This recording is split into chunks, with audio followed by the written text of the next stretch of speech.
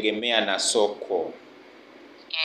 Kwamba soko lako au watu ambao tunalenga wapate hivi vitabu ni watu wa namna gani na wako wapi. Hilo ni moja ya jambo la kwanza kabisa na la msingi sana ambalo tunahitaji kulizingatia. Jambo la pili ni kwamba soft copy faida zake ni kwamba ni rahisi kutoa. Hatuingii gharama extra baada ya kuwa tumemaliza kuandika kitabu. Ni moja kwa moja tu tunatoa kitabu, na katika mfumo wa soft copy tunakipandisha mtandaoni. Watu wanaweza kununua kitabu moja kwa moja popote pale mtu alipo. Na faida nyingine ndio hiyo kwamba mtu anaweza akakipata popote pale alipo duniani. Labda yupo hapa Tanzania, anaweza akapata kitabu chake, au yupo nje ya nchi yoyote alipo anaweza akapata soft copy yake, as long as anaweza either akatuma hela hapa Tanzania au akalipia kwa njia ya mtandao kwa kutumia hizo labda kama ni Visa card au Mastercard au yoyote. Ya, hiyo ndo advantage kubwa ya soft copy. Kwa hiyo wewe hao watu wanaotaka soft copy unawawekea condition kwamba akilipia basi unamtumia au inakuwaje? Okay, sawa. Soft copy kwanza, kuna mtandao ambao tunaweza tukauza. Kuna mtandao mmoja kwa Tanzania unaitwa Get Value. Inaitwa Get Value, getvalue.co. Ambapo unaweza kaweka vitabu vyako moja kwa moja huko, na mtu ni kama ilivyo Amazon. Lakini huu zaidi ni wa Kitanzania, manake utaweka vitabu vyako huko na mtu yeyote anaweza kanunua direct huko. Akishalipia kitabu chake kinafunguka na anaweza kukisoma tu bila shida yoyote. Na ina maana huo mtandao sasa unakuwa ni inaingia kwenye account yangu. Wewe utatengeneza account yako kwa kutumia email yako, na utapandisha kitabu chako, na mtu akihitaji kununua utamuelekeza huko aweze kuchukua kitabu chake. Mtandaoni. Mtandaoni moja kwa moja. Hasara ya soft copy hasa pale unapokuwa unawatumia labda watu kwa njia ya WhatsApp. Kama unawatumia wenyewe, kama hujakipandisha kitabu chako kwenye huo mtandao, hasara kubwa ni kwamba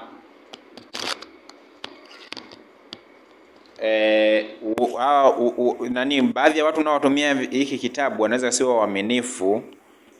Kwa hiyo mwisho wa siku wakasambaza hiki kitabu kwa rafiki zao na kwa watu wengine, na hivyo kitabu chako kikawa kimewafikia baadhi ya watu ambao ni wateja wako bila ya wao kulipia.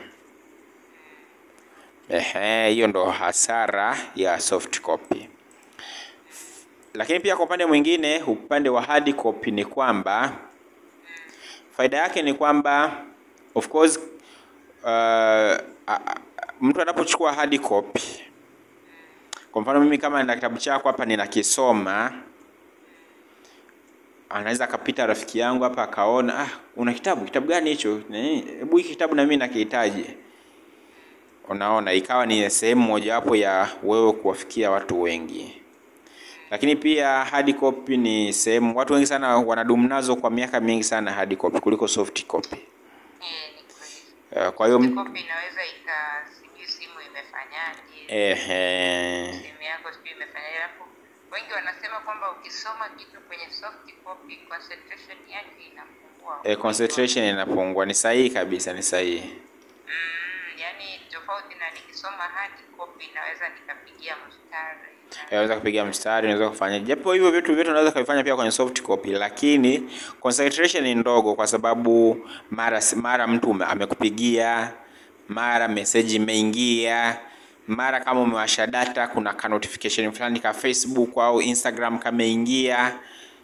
Hivyo vyote vinakutoa kwenye uwepo wa usomaji wa kitabu chako. Lakini wengi kuna wengi bado, yani Of course kuna balance. Kuna wengi wanapenda soft copy kwa sababu ya unafuu pia wa gharama. Kwamba kwa mfano ukitoa soft copy unaweza ukaamua tu ukaiuza kwa bei ya chini kwa sababu unakuwa uingie gharama extra za kuproduce ile soft copy. Kwa hiyo wengi wanakuwa wanaipenda ile kwa sababu ya unafuu wa gharama. Lakini unakuta hard copy sasa ni mara mbili yake gharama yake. Lakini bado watu wanapendelea wapate pia hard copy. Ili waweze kuwa navyo kwa muda mrefu. Lakini kwa cha kufanya unaweza pia ukaamua utoe kitabu chake katika mifumo yote, soft copy na hard copy. Mtu akihitaji hard copy ipo. Akihitaji soft copy unampa link, unanunua kupitia huu mtandao ananunua. Yeah. Kwa hiyo ili kufungua account ni mpaka uingie kwenye email yako. Nitakutumia maelekezo ya namna ya kufungua account. Nitakutumia hayo maelekezo na nitakuunganisha na mtu atakayekusaidia kwenye mchakato mzima wa kufungua account mpaka ikamilike. Ngoja tujaribu hiyo hard soft copy. Wakati tukiwaza namna ya kutoa hard copy. Kama ulivyoniambia kwamba soft copy kidogo expenses zake zinakuwa ni ndogo kuliko hard copy.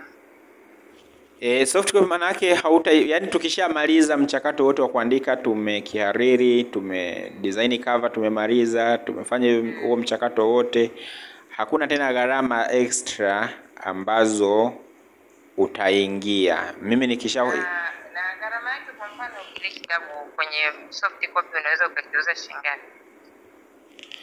Inategemea, sijajua sasa wewe ni mara nyingi ili huwa ni la mwandishi, labda tu mimi naweza nikakupa tu ushauri kwamba zingatia hili, zingatia hili, zingatia hili.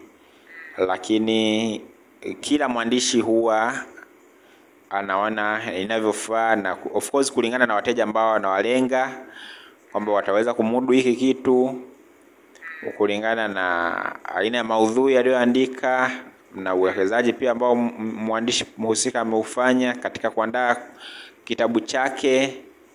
Lakini pia uchafahamu pia cha kuzingatia kwamba hii ni kazi ambayo inadumu kwa muda mrefu. Inadumu kwa muda mrefu. Inadumu kwa muda mrefu. Kwa hiyo hata kama kuna gharama ambazo umeingia, ni vizuri ukajua namna ya kubalance, kwa sababu unajua hiki kitabu tukikamilisha leo 2025 kinaenda kuendelea kuwepo kwa 2035, bado kitabu hiki hivi kilivyo tutakavyokuwa tumekamilisha utaendelea kukiuza hivyo hivyo. Kwa hiyo ni muhimu sana pia kuzingatia hilo. Lakini average sana kwa bei za Tanzania, wengi soft copy unakuta wanauza 5,000 na kuendelea. Mimi vya kwangu soft copy vingi nauza 12,000 kwa sasa hivi. Lakini unauza 12,000 kwa soft copy yako? Kwa soft copy ni bei za sasa hivi, japo huwa napandisha kila baada kama ya miaka 2 au 3. Unajua pia yani gharama yako inategemea namna unavyoona uthamani wa kitabu chako. Yani kwamba wewe unakiona kitakuwa na thamani gani? Yani mtu akikisoma anaweza akapata faida gani? Sahihi kabisa. Mimi ninahisi kwa sababu ninawekeza kwa mtoto thamani yake ni kubwa, ila ndio ikawa nawaza huenda mimi ningeweka tu hata shilingi 10,000. Lakini utokaji wake unakuaje? Utokaji wa vitabu vyako? Vitabu vya kwangu? Mimi vya kwangu vinatoka. Ushajitangaza vya kutosha. Ni kitu tu ambacho hata wewe utafanya tu lazima. Hapo nani hapo ni kikombe hiki ukiepuki tena. Kwa hiyo wanaponunua wanakuingizia kwenye akaunti yako kama ni Airtel au ni Voda au ni Tigo au inakuwaje? Hapana, hela haingii kwenye akaunti yako moja kwa moja. ila unavyofungua account, yani maana yake inakuwa kwenye hiyo account yako ya mtandaoni. Na ukihitaji anytime unaweza uka withdraw kupitia hapo. Sasa wewe utaamua kama ni Airtel Money, ni Tigo Pesa, M-Pesa, mitandao yote ya Kitanzania yani ya simu. Japo mara ya mwisho nilifuatilia kwa upande wa benki walikuwa bado hawajaweka mfumo sawa. Lakini mitandao ya simu yote inafanya kazi. Halo? Umenipata eh? Nimekupata Godius. Okay, sawa. Nafikiri tuanze kwanza huo alafu tuone kwamba inakuaje. Okay. Pamoja na kwamba hard copy nitabidi nipate hata baada ya kuwa kimekamilika niwe na hard copy ya sample kama 2-3 hivi alafu. Sawa, mimi nadhani tufanye kitu kimoja madam. Ngoja tukikamilishe nione kitakuwa kina ukubwa general kiasi gani. Tunachoweza kufanya nitakupa tu option ya kutoa copy, hard copy minimum kabisa kiwango cha chini, ambazo hata za 60 au 50 ambapo kulingana na ukubwa wa kitabu. Ngoja nitaangalia itakuwaje. Tunaweza kutoa hata 20 au ngapi ukawa nazo yani. Okay. Alafu kwa sababu unajua pia kuna baadhi ya watu ukiwaambia nimeandika kitabu, kuna baadhi ya watu bado hawakuelewi yani, wasipoona yani kile kitabu mkononi. Sasa tutakachofanya tukitoa hata kopi 20 au 30 itakuwa sio mbaya hata wale watu unaofanya nao kazi, wale watu wa karibu. Ukiwaambia jamani nina kitabu hiki.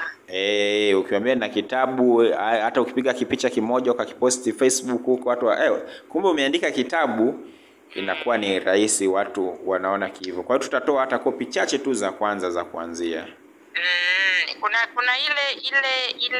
Kuna ile sala nilikutumia nikakwambia tulikuwa tulikuwa tunaisali. Kama uliona. Niliona, ila kiukweli bado sikuweza kuifanyia kazi. Maana kuna kazi kadhaa hapa zilikuwa zimenibana. Yani nakuuliza tu kama umeiona yani, na labda umesha plani mahali pa kuiweka. Okay, sawa. Naomba nipokee simu moja samani alafu nitakurudia. Sawa, haina shida. Mpendwa mteja, simu yako imesubiri. So hayo ndio mambo ya msingi sana. Tofauti kubwa au zilizopo kati ya soft copy na hard copy, na ni nini hasa unachoweza kuanza nacho kwa upande wako. Unaanza na soft copy au unaanza na hard copy.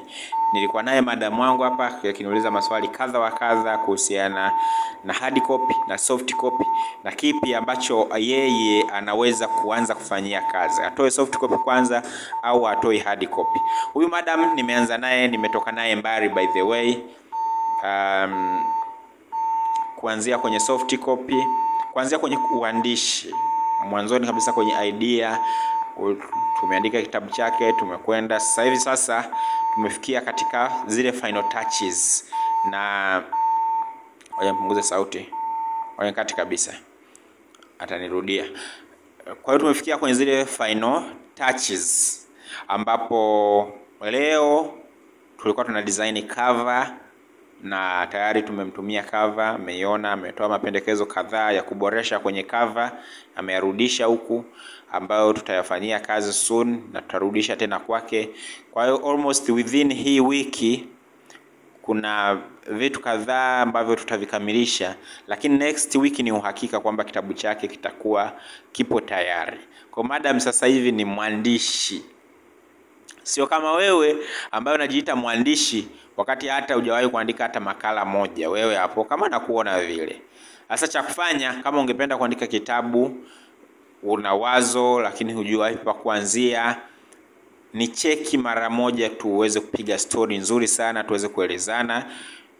tuweze kupeana maujanja ya uandishi wa vitabu bwana. Tumia namba ya simu 0755 84 83 90. Nimetaja namba gani? Tumia hii hapa 0655 84 83 92 au 0755 84 83 91. Tumia hizo namba. Mpaka wakati mwingine, mimi naitwa Godus Royongeza kutoka Songa Mbele Consultants.